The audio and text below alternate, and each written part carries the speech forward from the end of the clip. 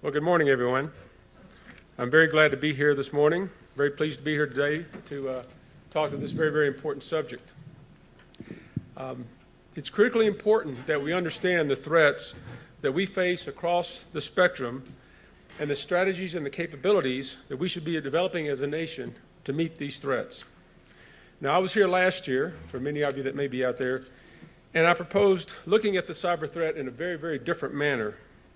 Just as we have to maintain space situation awareness as part of our responsibility to protect our national security, we need to also maintain cyber situational awareness as well.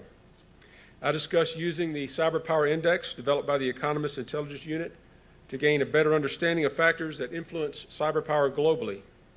I discussed the need to recognize cyber as a domain in and of itself, the same way that we view air and space as a domain, and that we must take steps to prepare our weapon systems to operate in the cyber domain. This means including the ability to operate as part of the requirements process. It means that we include cybersecurity in the overall systems engineering process for our weapon systems. I described one example of help available to the system engineers and designers as the Cyber Solutions Network that was created by Booz that virtually connects clients more effectively with thousands of cyber experts in technologies and solutions through one virtual connection. Finally, I talked about the necessity to use networks to dynamically defend our networks and that we have a major training and education effort ahead of us. This year, we turn our attention to the intersection of the cyber threat and the idea of a Pearl Harbor-style attack on our nation. The idea of such an attack seemed rather remote just a few short years ago, especially with the demise of the Soviet Union. However, 9/11 changed that and done so dramatically. We thought we were prepared to defend the United States in the the post-Cold War era, but we were very, very wrong. We did not adequately prepare for what such a small group of highly trained and fatally dedicated individuals could do to the United States in such a short time. In essence, turning our own infrastructure against us and wreaking death and destruction. Could a similar attack occur in the cyber domain against our homeland or our forces? How would this attack play out? Who has the responsibility to prevent such an attack and defend against this? To explore these answers and other questions about cybersecurity, we have a very distinguished panel this morning. Each panelist will provide their remarks, and then we will have a question and answer period for all of you. It is my distinct pleasure to introduce all of them now, and I think you'll agree that they are a very talented and experienced group.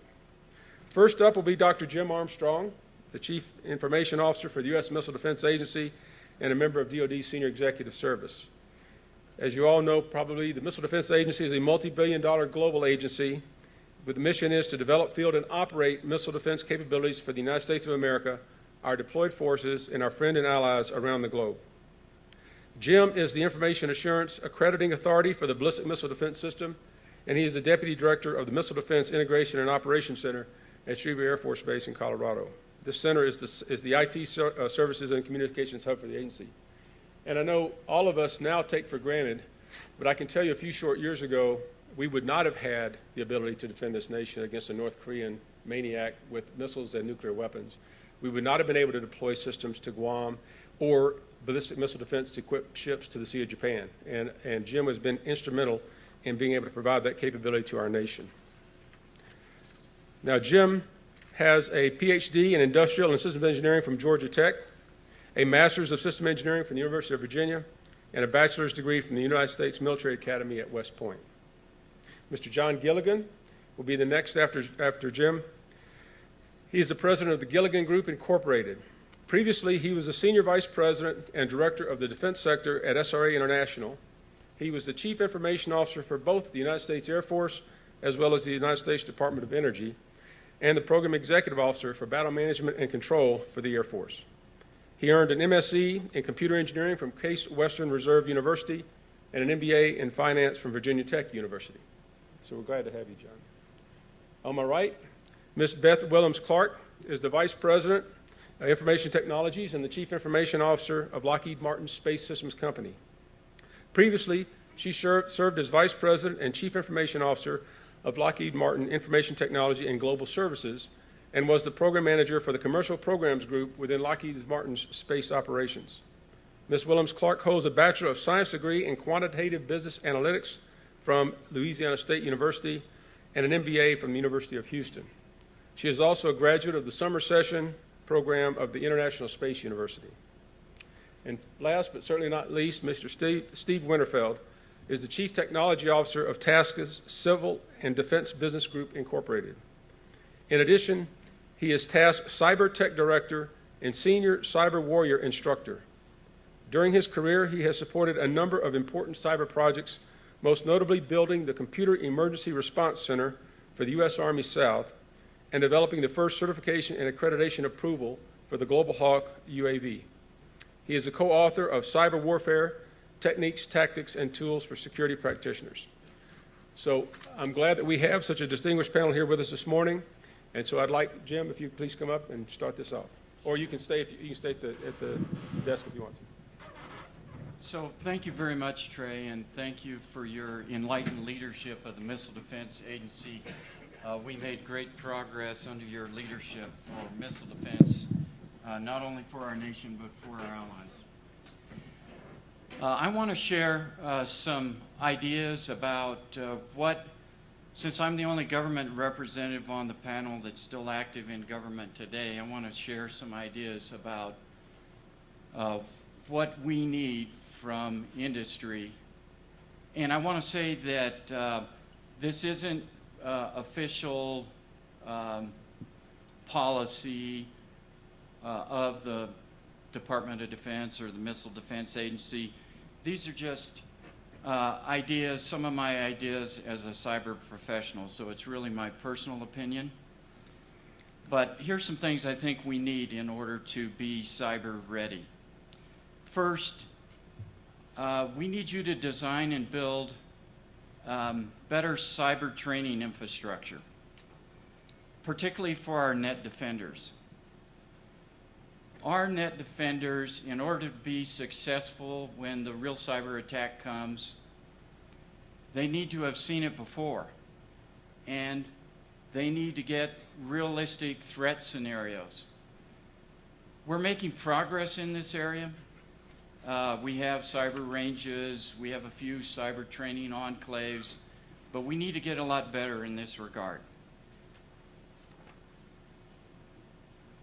We'd never send a soldier into battle if they hadn't done live fire integrated ground combat training.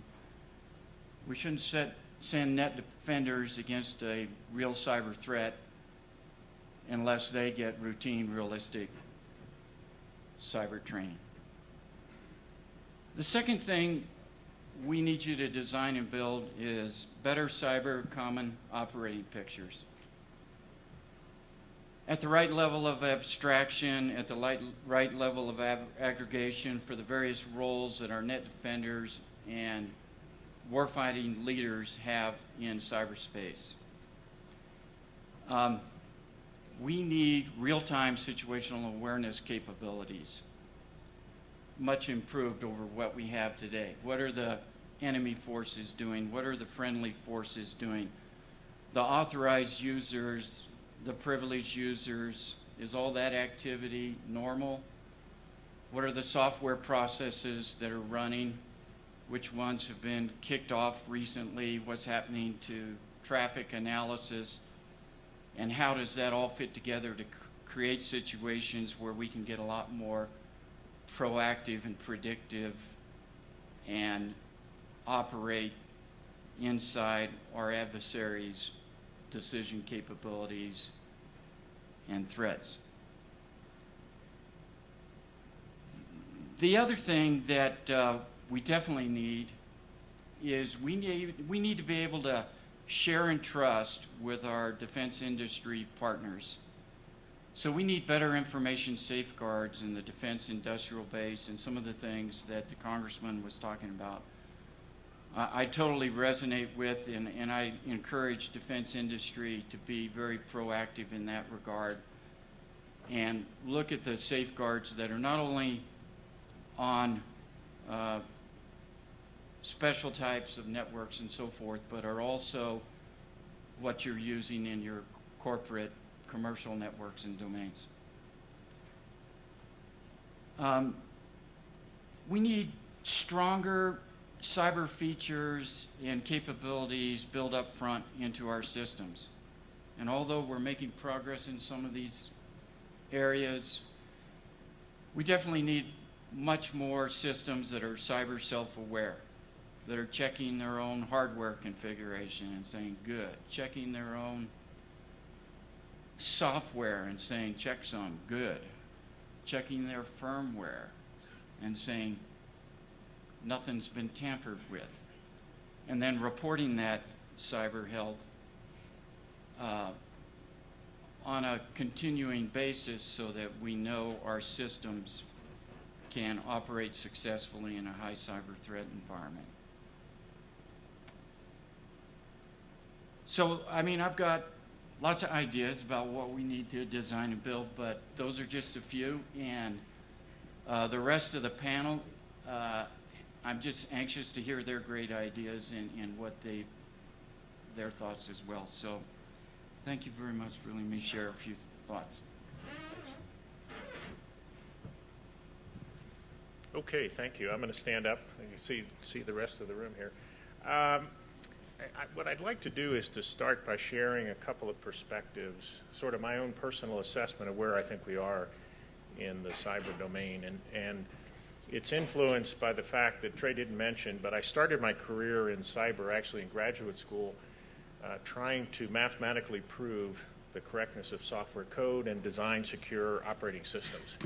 And I spent the first part of my career, professional career, actually doing cybersecurity work. It was called computer security back then. Cyber is a relatively new term. But as I look back, and now I look forward to where we are today, you know, one of the things that in the past, and even today we talk a lot about it, we say security is a risk-based endeavor. And so we say the risk is threat, vulnerability, countermeasures gives you residual risk. And it's a true, today as it was, you know, back when I was in graduate school.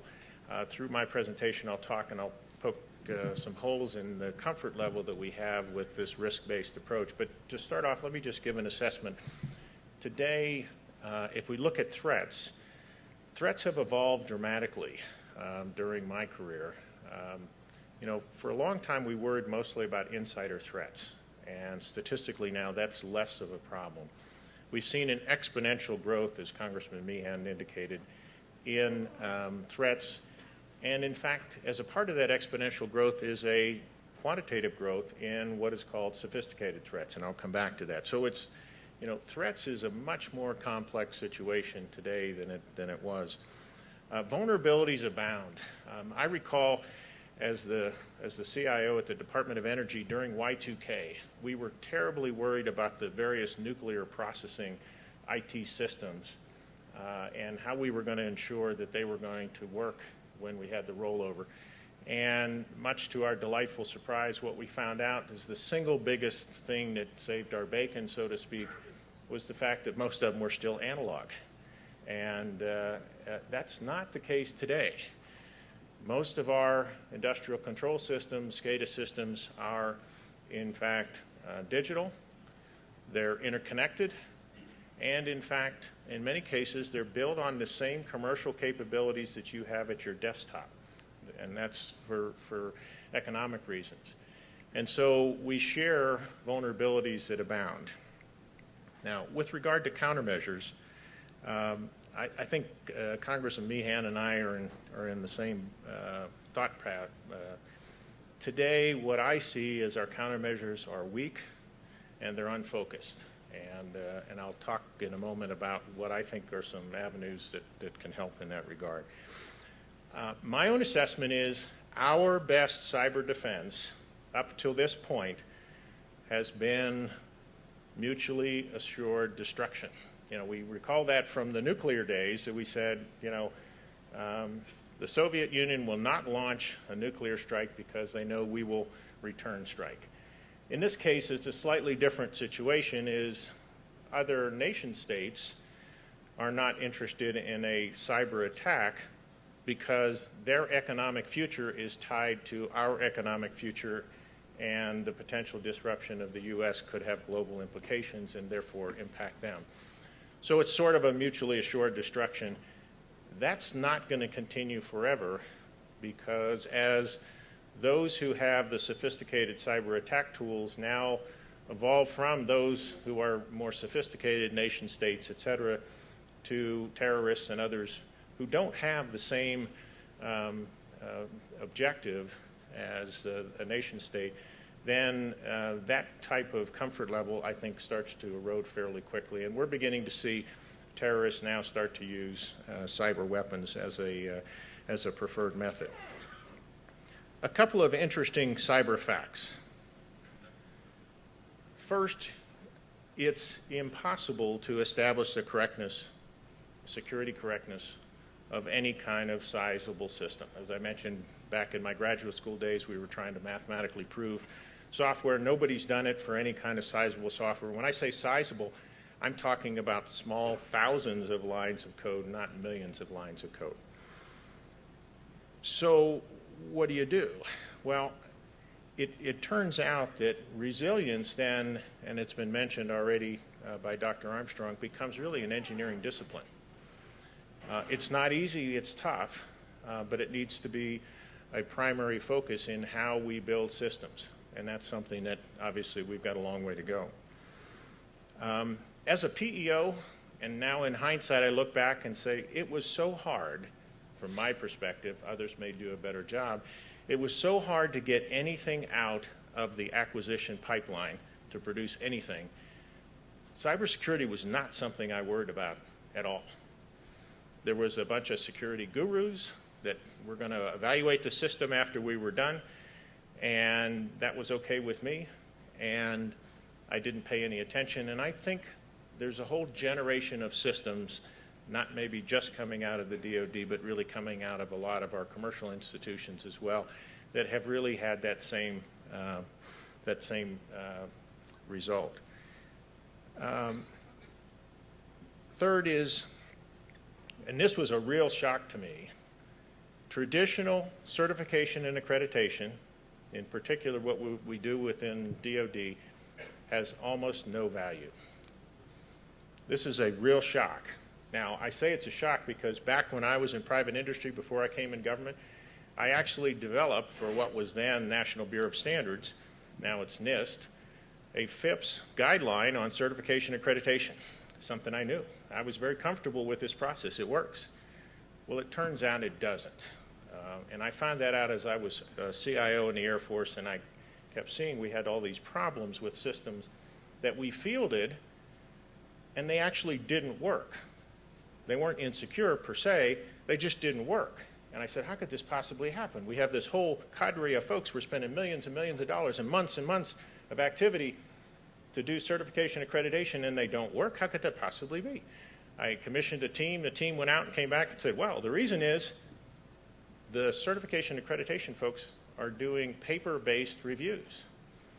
And the paper-based reviews, obviously being a systems engineer, security engineer, software systems engineer, I said, you know, there's no way you can capture in documents the essence of a very complex system of systems environment. And so as a result, these after the fact, that is the systems already developed, paper-based largely, and done only, in most cases, prior to the system is deployed, really gives you very little benefit.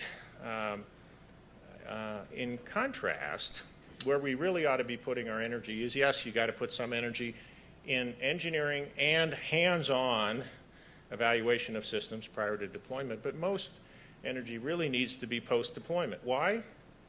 Systems immediately when you field them change. They change, the threats change, et cetera.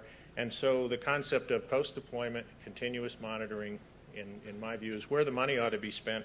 This is going to be a major shift, major culture shift, financial shift for our government. A fourth fact is, I talked about risk-based security, and we've all grown very comfortable with it. Our national institutes of standards and technology have built volumes, over 2,000 pages based on my last count, of guidelines for federal agencies and also for industry to use to guide them with regard to how to evaluate cyber risk and to counter it. The reality is, though, is that a risk assessment, as I mentioned earlier, is threat, vulnerabilities, countermeasures. You got to understand the threat. You can't just understand it in general. You have to understand it in specifics. Very few people really understand the complexity of the threat. More so today, people understand than did in the past, because in most cases we classified it, and we didn't want to share that, because the more we shared that we understood the threat, then we viewed our adversaries then would not know that we knew the threat, and so we wanted to have a small group of people in the government who understood the threats. That's changing a little bit today, but in most organizations, they really do not understand the sophistication of the threat. Second, you got to understand your vulnerabilities.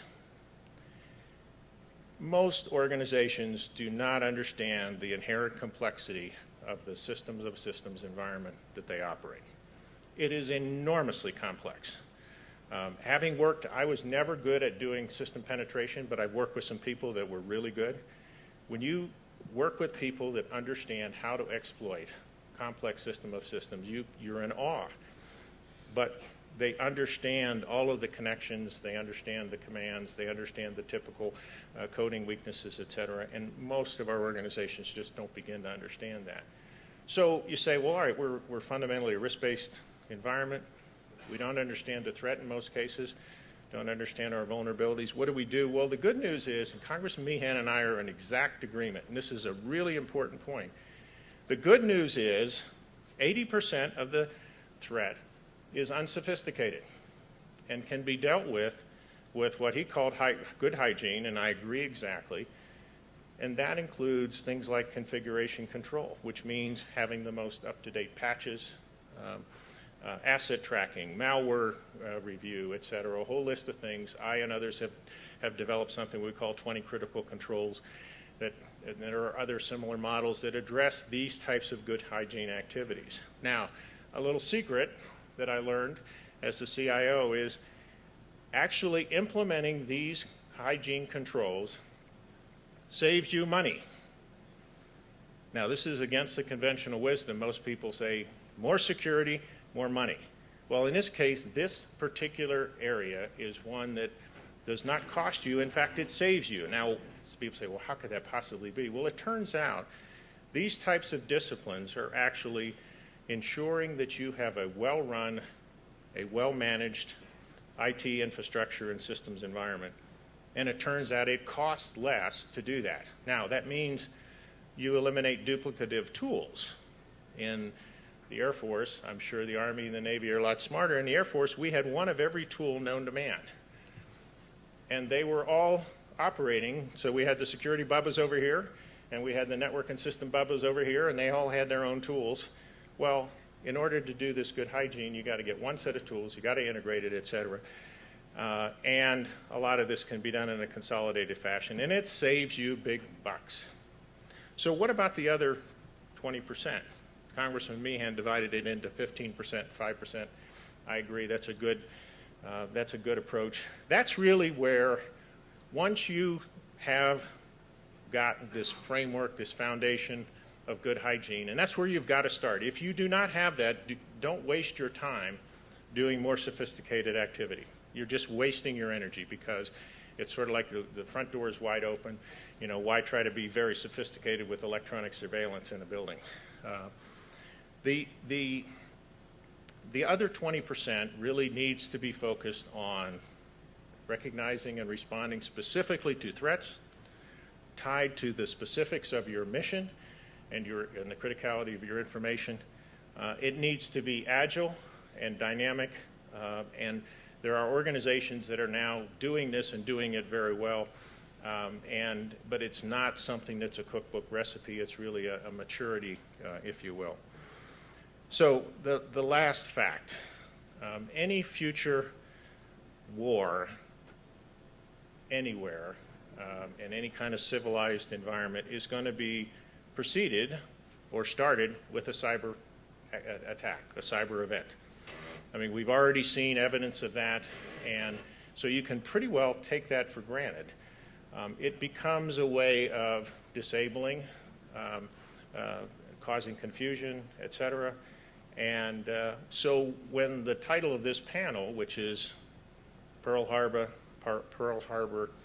you know, who, when, how, I mean, we don't know that, but we do know that we have to be vigilant because we will see it. It's not a matter of if, it is a matter of when and who and how. So anyway, I look forward to your questions. Thank you.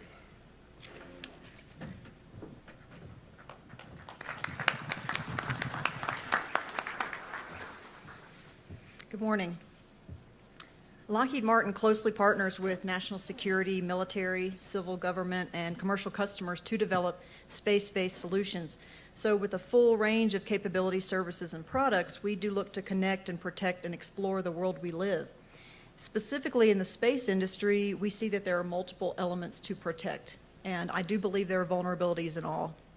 On the mission side, we have the vehicles themselves, we've got the ground systems providing the control, and we've got communications connecting, needing to execute the mission they're connecting them. On the development side, our companies have intellectual property for how these systems are designed, manufactured, tested, and operated. And we must continue to focus on developing, deploying, and operating securely.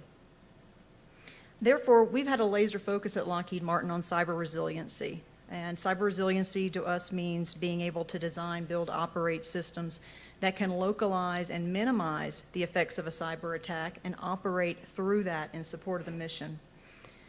So cybersecurity is in everything we do at Lockheed Martin. I'm excited to talk about cyber resiliency and what it means to our industry here because as compared to other industries, they may only need to focus on one thing, protecting their intellectual property or possibly their supply chain. But we all have these different pieces that have to be protected. And if we're going to stay ahead of the adversary, we have to think about this differently. We've been defending against the advanced persistent threat for well over a decade in everything we do. Over the last several years, we've seen an increase in both the number of attacks and the level of sophistication of those attacks.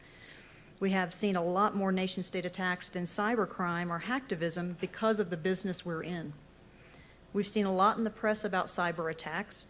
In general, the adversaries are trying to do one of two things, either steal our data or your intellectual property, or disrupt your operations, like we've seen with the denial of service attacks in the financial sector, as well as the Shamoon and Stuxnet incidents.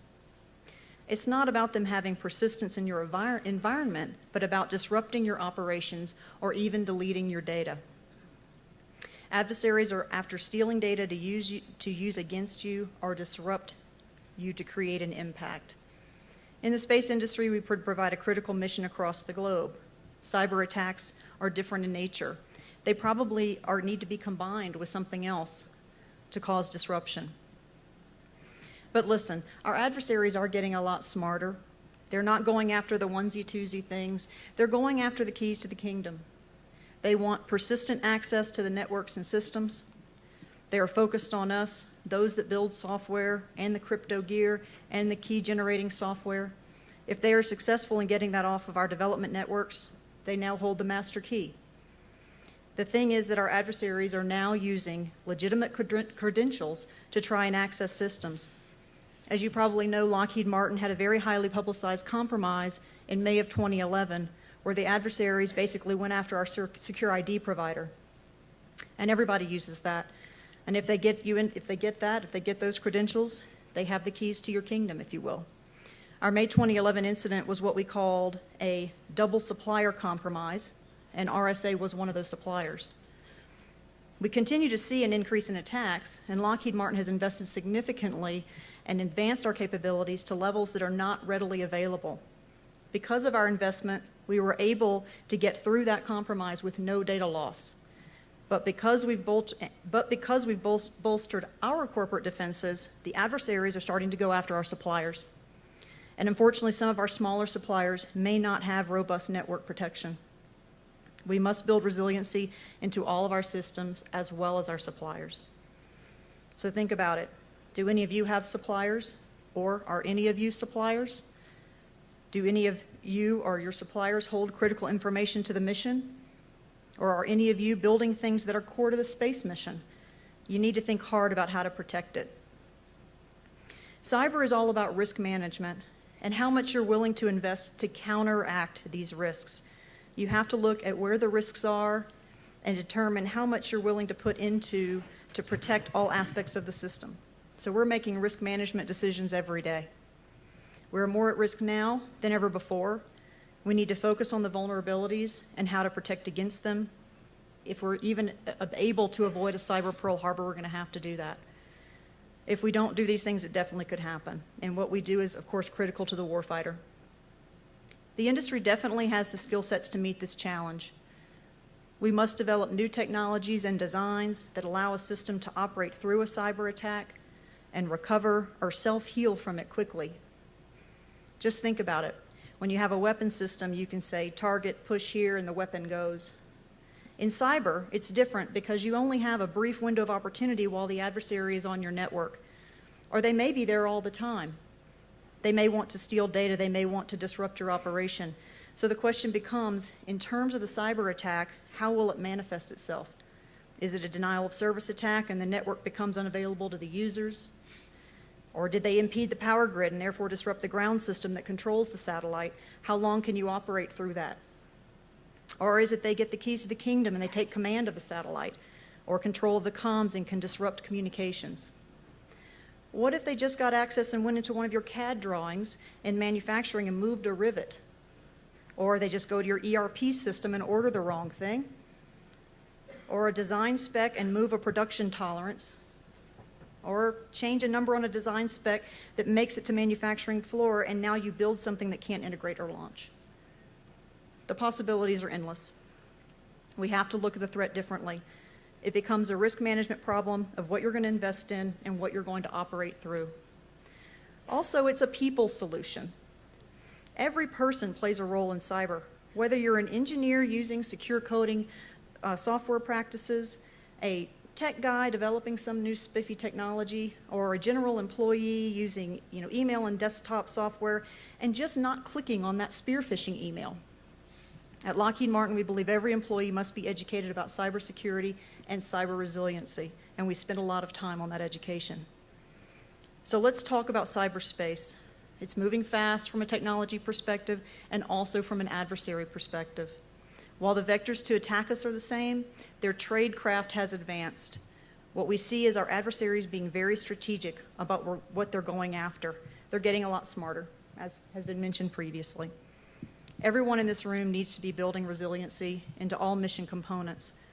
All of us need to build resiliency into each of our enterprises to protect our assets. We really need to think about what our suppliers are doing as well. Many of you, I'm sure, have suppliers who have some of your critical data, or are those suppliers themselves. One thing I want you to think about, when I mentioned the keys to the kingdom before, do you know what the keys to the kingdom are at your company and for that mission that you're supporting? So keep in mind, if you're doing something that's central to the space mission, you have to think long and hard about how you're going to protect it. So if someone asks me, do I personally think the sky is falling? The answer is no, but I would say we are more at risk than ever before right now. If we don't protect the enterprise and we don't design resiliency into our mission and other countries get our data, that's bad. It's going to be bad. So making sure that we really have a focus on the vulnerabilities and what we can do to protect against them will potentially keep us from having that cyber Pearl Harbor. Each and every one of us is critical to the warfighter mission. I know our government has a lot of focus on space and protecting our nation. Unlike space, other industries have different levels of resilience and risk. But I look at our industry, the focus we have, the missions we provide, and our core talent, and we absolutely can take on this challenge. But we have to be focused on it, and we have to think about cybersecurity differently than we did just a few years ago. Thank you.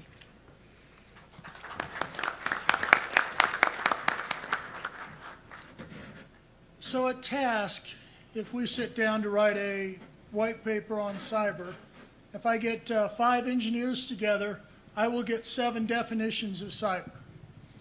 So I wanted to start off and talk a little bit about cyber and some terminology.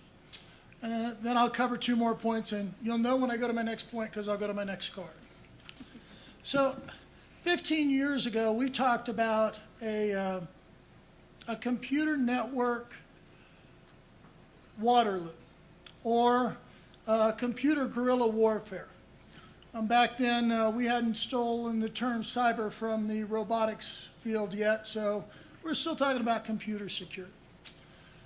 Computer Waterloo really talked about a paradigm shift in power. Talked about the fact that really the network, the information is where the power was. And you could change who had power by attacking that infrastructure. We talked about guerrilla warfare because it talked about the asymmetric nature of cyber. And the ability to enter into this, whereas if you can't afford missiles, if you can't afford battleships, you can afford a computer team. And then over time, the technicians stopped talking about it by themselves and the leadership started talking. And we heard today, Director of D&I said cyber's the #1 threat. Director of DHS talked about a cyber 9/11. Director of DOD talked about Pearl Harbor, cyber Pearl Harbor. So now the leadership's talking about it. So we've really had a huge change in the last 15 years about who cares about this. So what is a Pearl Harbor? What is a 9/11? It's a catalyst event. So what kind of cyber catalyst event could we have to change the war engine of the United States, like these last 2 catalyst events have? And for that, I want to step back and I want to look at instruments of national power.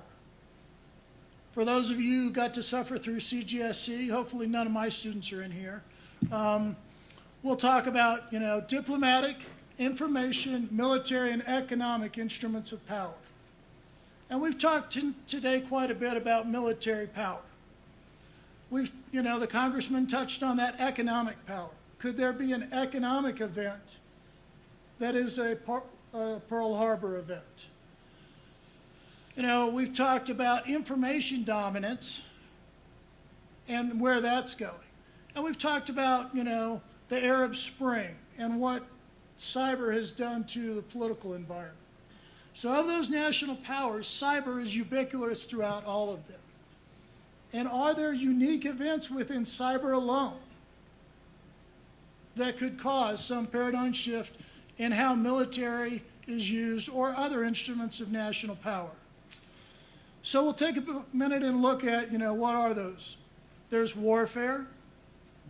There's espionage, which a lot of what we're talking about today could be categorized traditionally as espionage. There's sabotage. We think of, what? We're all thinking the same Stuxnet's flame kind of incident. Not necessarily an act of war, an act of sabotage. Crime, hacktivism. There's a whole paradigm of events here, and which one of those could be classified as a catalyst event? Which one of those could actually qualify for that? And again, this is my personal opinion. I will tell you that if we look at economic, and if somebody was able to make the American public aware of the intellectual property loss, we probably have already had a catalyst event. I say that, and yet the counterpoint is, where is the reflection in that event in our national economy? So while we've had that amount of intellectual property stolen, have we quantified what the impact has been to our instruments of national power today? And it gets tricky when you try to do that. So let's talk a little bit about the threat. We have nation states spending billions of dollars. So if you have adversaries spending billions of dollars, what is your chance of successfully defending? We have criminal organizations. Typically, when we talk about this, we think of things like the Russian business network, spending millions of dollars.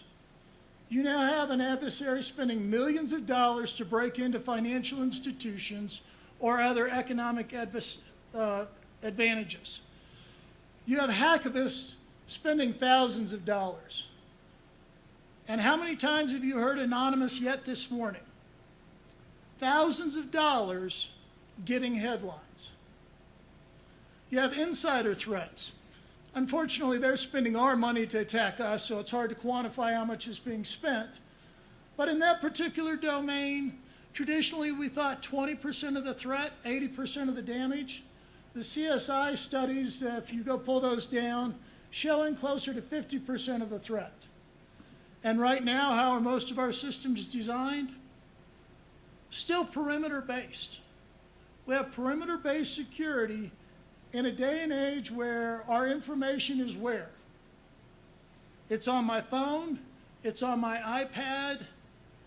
Would I ever access my email through my daughter's computer? So now some of it, legacy, could be on my daughter's computer. How much time does my daughter spend on Facebook? Well, significant. And again, that social media is a threat vector. And then, of course, we have the script kiddies. Today you heard the financial industry is being hit billions of times a day. A lot of those are noobs or script kiddies. Noobs is a pejorative term for people new to computer hacking. So you have so much noise that how are you going to find that 10% of the truly dangerous threat inside a billion attacks? And again, a billion attacks being scanned billions of times a day. So basically, again, we have to look at this. We know our enemy is developing weapons of mass disruption, because again, in cyber, we don't think of traditionally destruction, we think of disruption. And again, what happened when we had a 9/11?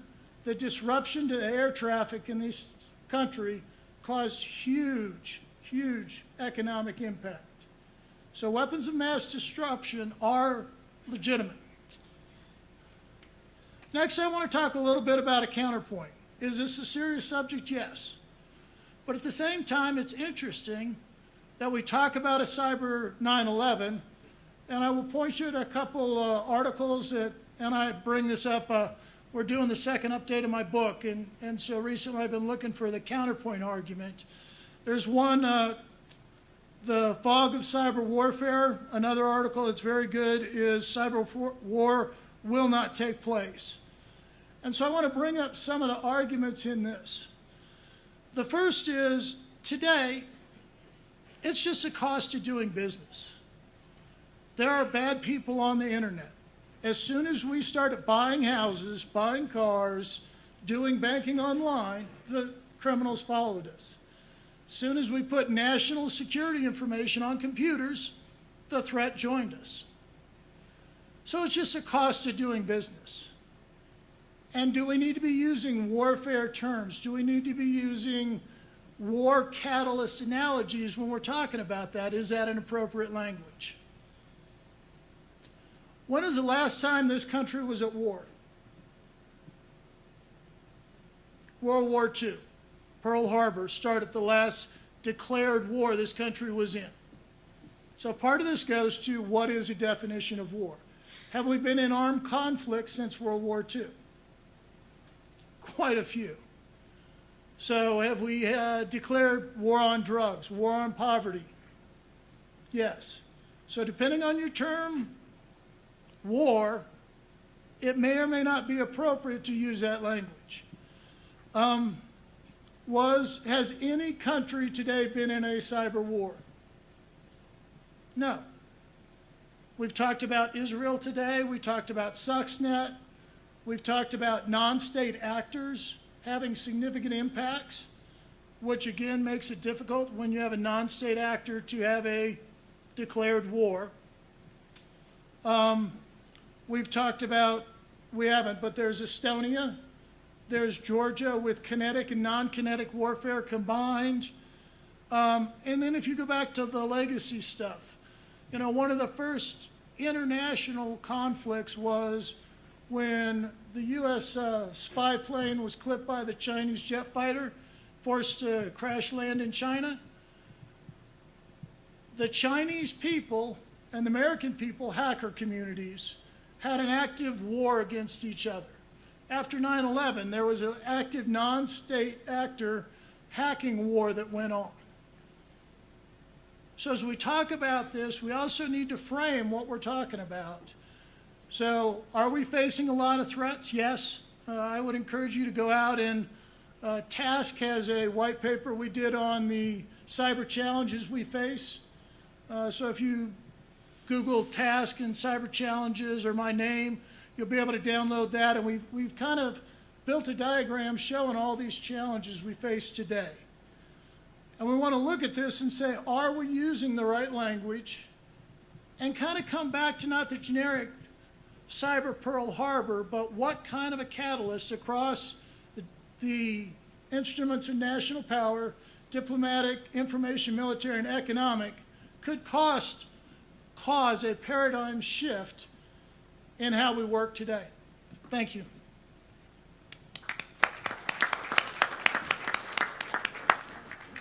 Okay, we have some questions from the audience we'll get started with, and again, if you have any, please submit them.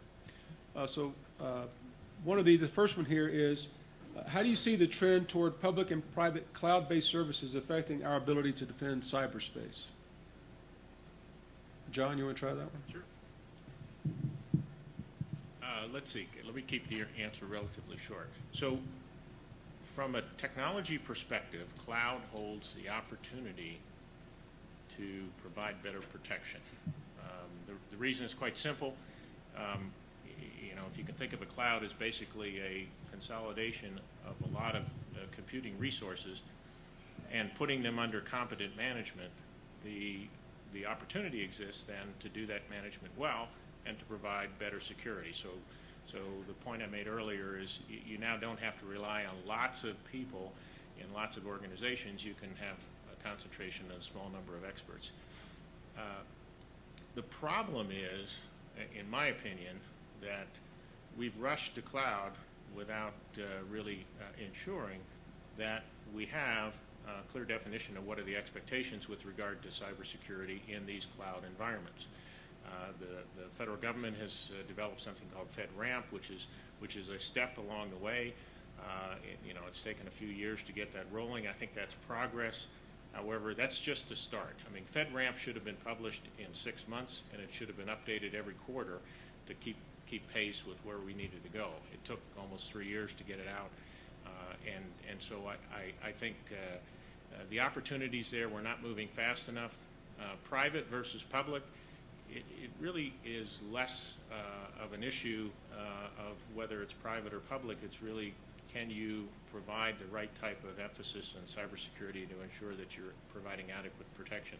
Culturally, I think in the Department of Defense, you're going to see a comfort level with private clouds for a while for a variety of reasons, and but I think there's promise there. Just a quick comment, if I can. One of the expectations that we've talked about is we'd like to have people in our workforce in the Department of Defense being able to leverage social media and the public internet, but that's obviously, a risk.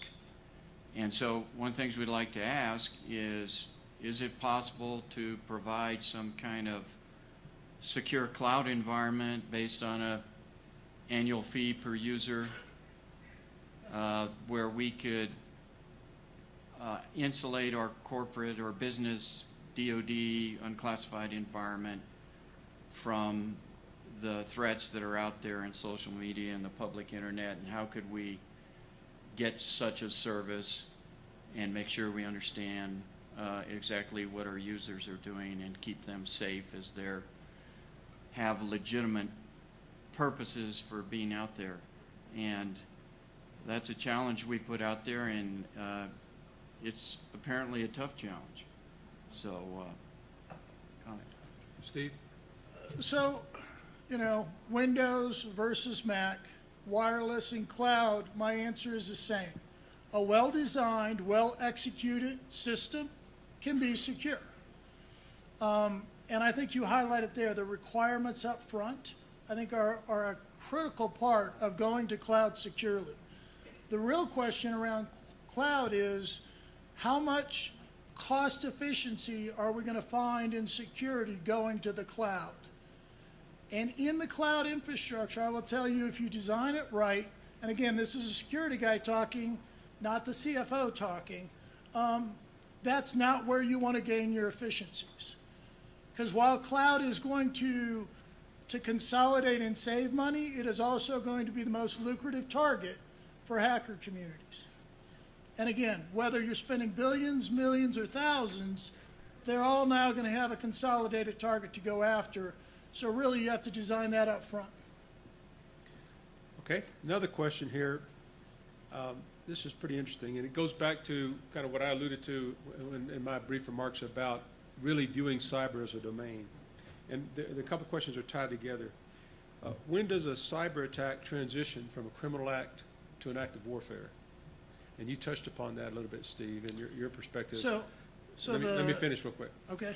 And specifically, what is the role of the U.S. government in protecting against a nation-state attack against U.S. industry? So right now, there's no one clear answer.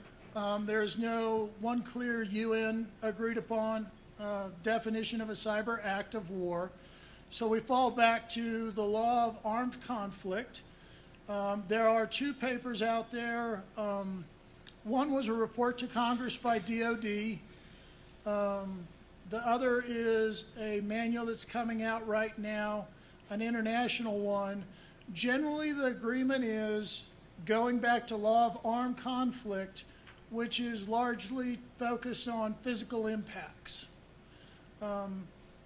There's room for interpretation, and the U.S. has not agreed to the international standard of limiting to the law of armed conflict, and we're willing to interpret other impacts as being an act of war.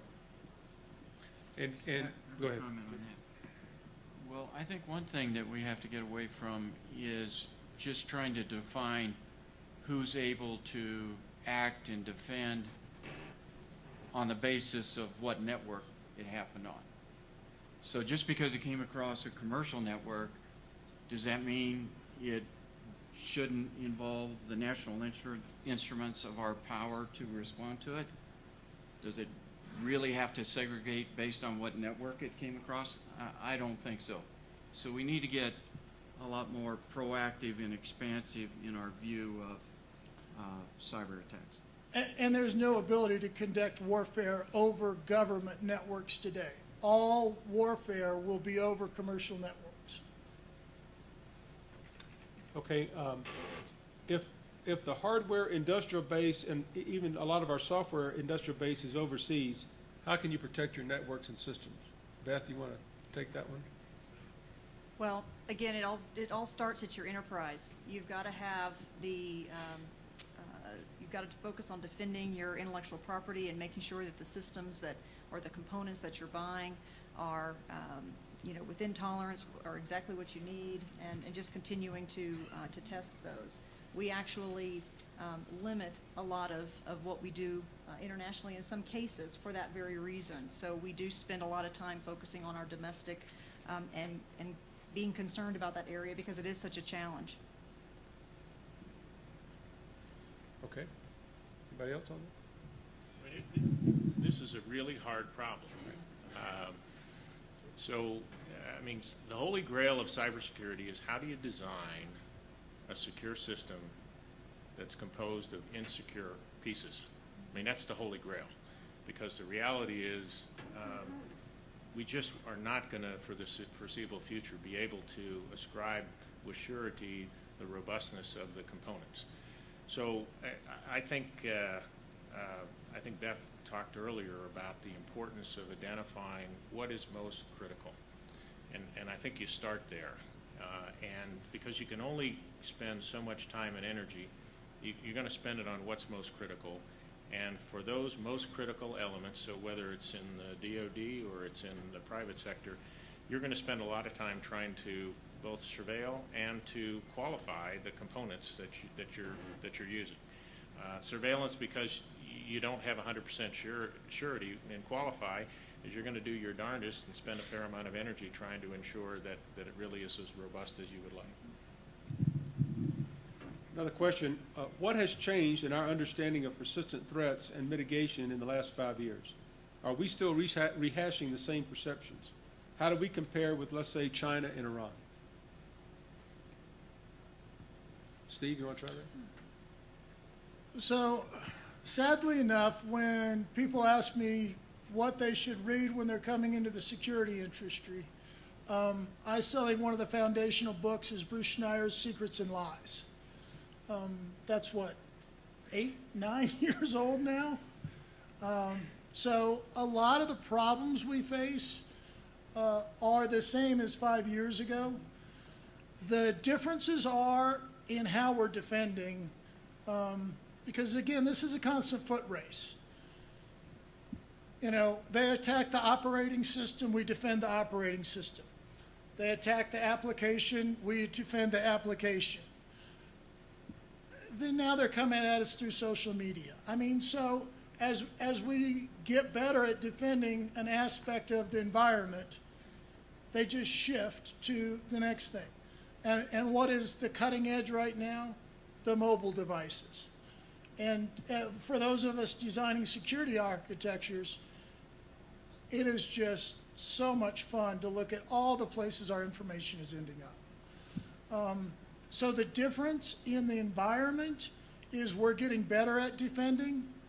The difference in the threat is they are, again, investing more and getting more sophisticated. So the big paradigm shift we've seen in the last 2 years is assume you're going to take your turn. As much as I would like to make fun of Lockheed Martin for being hacked, we're all going to get our turn.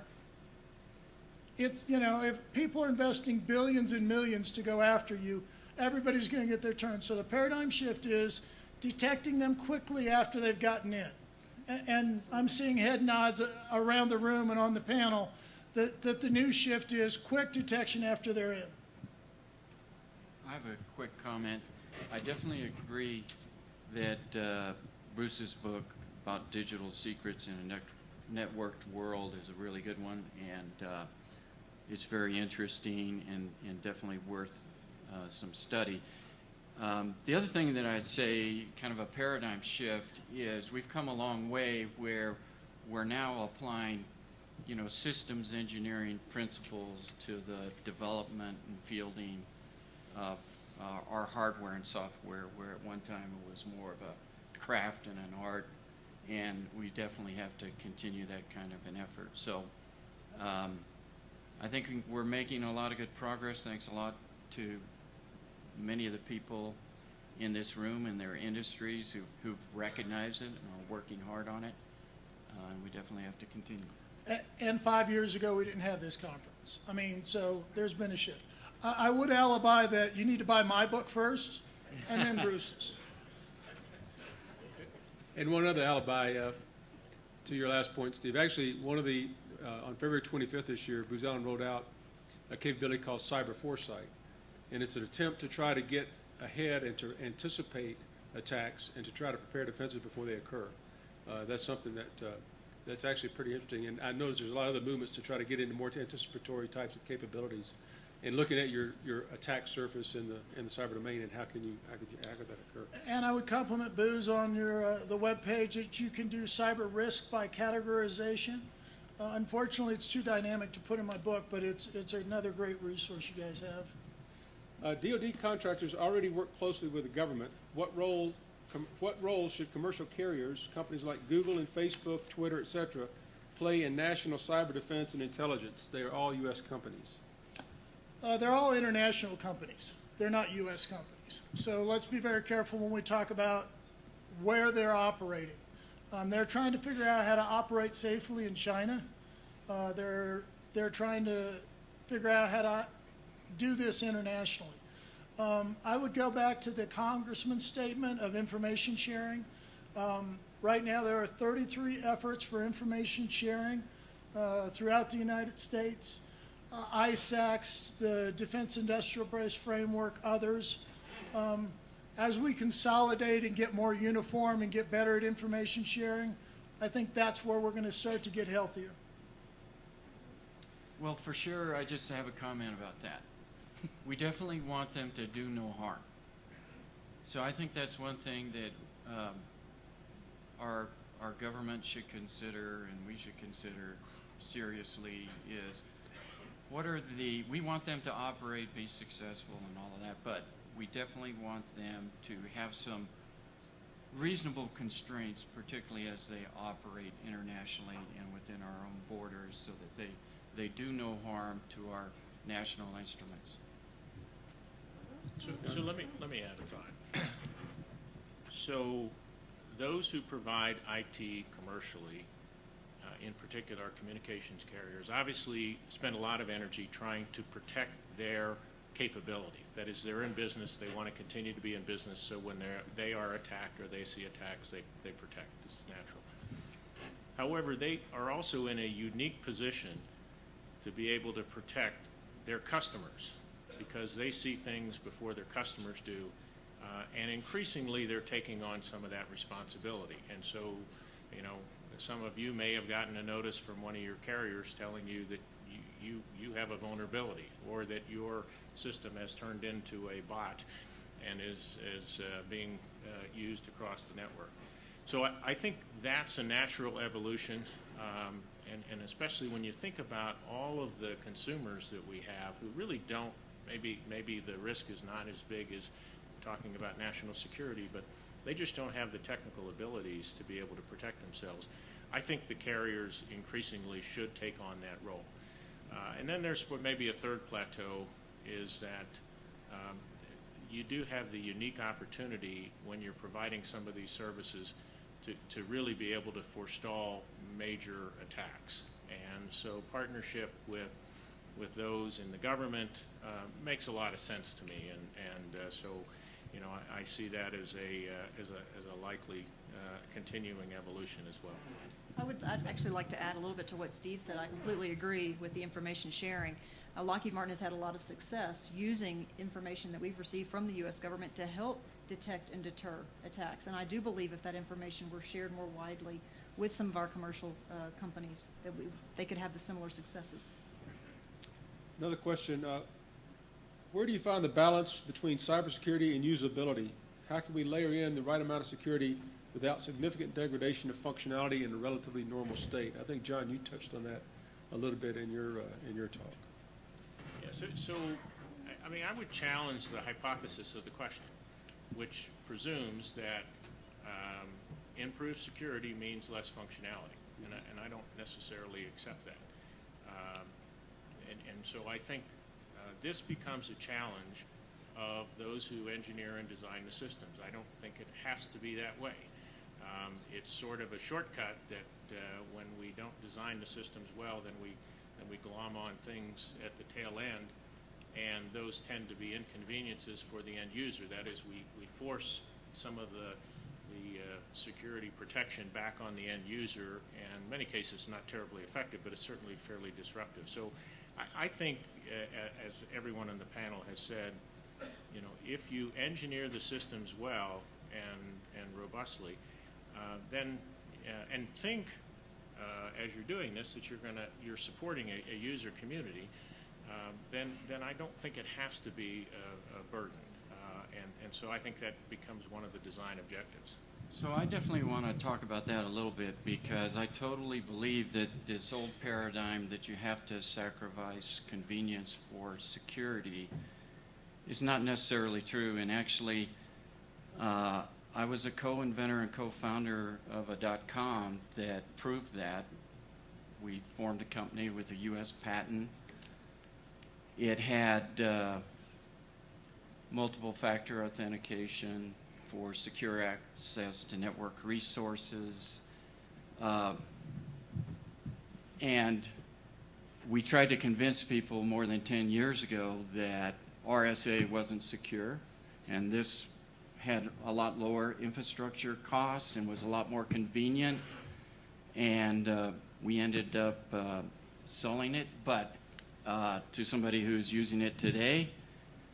But I can tell you that there's a lot of opportunity when you question some of the paradigms like that, because I quite frankly think we need to look at how we can integrate security seamlessly and intuitively for users' convenience. I would add that, one of the things we emphasize with our task engineers is security should be invisible. As soon as security is visible to the user, they will find a workaround. And so I would also emphasize the statement you made earlier. We're not talking about security, we're talking about risk management. And so at the end, when you're talking risk management, are there things that you don't want to share? So TASC has not got the same same network environment as an academic university might, because our risk tolerance is lower. Some of my customers have zero risk tolerance, and so their physical security is reflected in their information security. And I would say, I would add on to that as well, from an innovative perspective, we're doing quite a bit, even in the mobility and cloud, we talked about that earlier, areas. There are absolutely ways to infuse innovation and functionality and do that securely. But I will say for us, it takes us longer because we make sure everything is properly secure before we deploy it, but we do offer quite a few solutions to our employees, internal as well as externally, that do provide that increased functionality. Okay, another question. As we move away from systems that are managed cradle to grave to systems that are being delivered in an enterprise manner or cloud-based approach, how do we protect or manage the networks where the touch points and demarcations are multiplied with many, many suppliers and many consumers? Dynamically. That's about the only way you can. Yeah, I think what becomes more important, so if you look at our paradigm of the past, it was systems-based. So we developed, if you will, stovepipe systems, and as the question indicates, we're moving away from that to really component-based capabilities. All of a sudden, things like architecture, and in particular security architecture, the ability to rely on other components, to have an infrastructure that is in fact resilient, such that as you introduce your component in, you understand the behaviors. And all of those are, these are things we understand how to do, but as was mentioned a minute ago by Beth, it takes a little bit of time and energy to engineer that and to do it well. Unfortunately, in many cases, we live in an era where the industry is being driven by the marketplace, and the marketplace demand for very rapid fielding of innovative capabilities, and we all buy them, and as we buy them without the security, then in fact we're not providing a lot of incentive to organizations to undertake that type of robust design and engineering effort. So I would say that the question actually gets to the fundamental definition of cyber as a domain. That is actually the description, I think, that really begins to break down this misunderstanding that we've had for too long. That in today's environment, whether you're talking about an aircraft, a spacecraft, it doesn't matter, you will have to operate in a very complex cyber domain. And we have to have the tools to be able to do that, and to do that successfully the same way we operate in contested space or air domains as well. And in two different paradigms. I have customers that operate on a 7-year life cycle. Right. I have, spaceborne systems that are extremely long life cycles. I have other customers that have an 18-month, and commercially you'll see more average 18-month life cycle. And so that's where I go back to my earlier statement, where we believe there's a lot of emphasis on managing data, not systems. Well, and I think we also need to be helping each other. As I mentioned earlier, some of the larger companies that are part of the DIB have made some significant investments in their cyber defenses, but some of our smaller companies have not. And I think that there are some things that we could be doing to help each other, make sure we're all secure. Okay, another question. What is being done by the government and industry in cyber training area, especially when there is a dwindling supply of STEM graduates? The national program is called NICE, and it is a national effort. There are a number of national competitions both at the high school Cyber Patriot and the college level. The college competition is in San Antonio the end of this month, I think. I'm blocking the name of it. But those are smaller efforts. So I would say my answer is anybody in this room who isn't mentoring 2 or 3 kids in high school to go into SIM, that's where we need the effort. So a couple comments in this area. Obviously, we're trying to do a lot within government and the Department of Defense. We have, instruction and policy that says that anybody that's doing any kind of cybersecurity task has to be trained, whether they're doing a management task or an information assurance task. They have to be certified, which means they actually have to go through hands-on and other type of skill-based and knowledge-based reviews and testing. And if they're touching any operating systems, they have to be certified on that operating system. And so if you want to do work for the Department of Defense today, that's what we're requiring. And I got to say that we still have industry partners that are struggling to get there. But we don't want anybody who's dealing in this arena who isn't knowledgeable, skilled, and understands, and then they have to keep up. So we're requiring refresher education and training and so forth. Just to give you a little hint at the new generations that are coming up that you might want to hire. On PBS, there's a Saturday cartoon called Cyber Chase, where there's kids who are learning using their discrete math and problem-solving skills in the cartoon to defend Motherboard against the hacktivist villains like Buzz and Delete.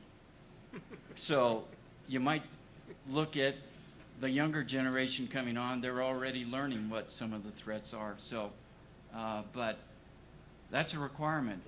On the government side, we're getting a lot better on the government side.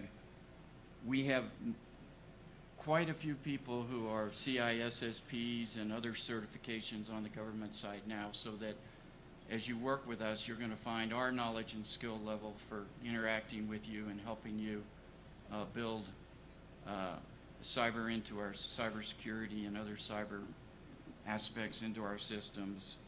We're going to get a lot better at that. And when you're dealing with an employee base that spans 4 generations, you're going to have some that know a little bit more about Right. this than others. And so in Lockheed Martin, we've taken some specific efforts around educating every employee through not just presentations or classes or little videos that you can watch, but also through testing. How are you doing? So there are ways that you can educate the entire population, but it does take some effort. John? I want to give a plug. I had the opportunity recently to participate on a task force that DHS sponsored, and it proved to be very interesting. And what was most surprising is that DHS has continued the implementation of the recommendations, which is the most surprising part of the. Many of us have been on task force and commissions and panels, and you get done with the report and nothing happens. Actually, a week ago, I had the team, the task force team was brought together by the Deputy Secretary, and we got an outbrief on what they're doing. A couple of things were very interesting. One, our message to DHS was, most important thing is you really had to dramatically increase the technical competency of those who are doing cybersecurity, because we have unfortunately atrophied a lot of the cybersecurity skill base to kind of fit what I described earlier as sort of this paper-based checklist mentality. They took that to heart. They are both hiring a number of people internally. They've got qualification requirements that they're now defined. They're going to have regular testing. In order to be able to keep your job, you're going to have to continue to pass tests. And I think that's they've got a whole cadre of folks. They meet with the secretary or the deputy secretary once a week to manage the progress on it. And so I think that's a good model. As others on the panel have mentioned, industry has been doing some similar things, and I think that's good. One of the things that was interesting, it was a comment by Secretary Lute at the end of the conference. She said, you know, one of the things that DHS has realized is they need to dramatically tighten the qualification requirements for their contractors. Is that the contractors, in many cases, are not bringing the skills they need, and it's because the government isn't asking for them. And so I think that's going to be progress, because as soon as that happens, then the contractors are going to respond very quickly. And so I think we're on the edge of, for the variety of reasons, DOD's efforts, industry's efforts, DHS, we're going to see some fairly dramatic improvements. It's going to take time, but I'm fairly optimistic in this area. Thank you. Well, I think we're out of time.